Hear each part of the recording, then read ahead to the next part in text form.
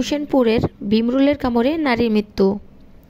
কিশোরগঞ্জের হোসেনপুর উপজেলায় ভীমরুলের কামড়ে হ্যাপি আক্তার নামে এক নারীর মৃত্যু হয়েছে। মঙ্গলবার 16 সেপ্টেম্বর রাত 2টার দিকে কিশোরগঞ্জ 250 শয্যা বিশিষ্ট জেনারেল হাসপাতালে চিকিৎসাধীন অবস্থায় তিনি মারা যান।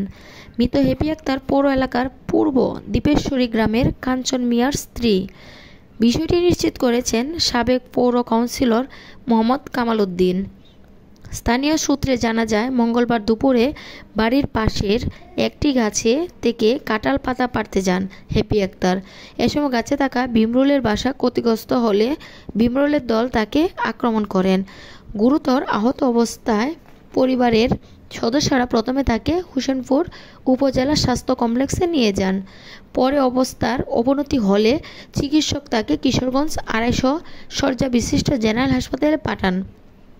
সেখানে চিকিৎসাধীন অবস্থায় রাত 2টার দিকে তিনি মারা যান।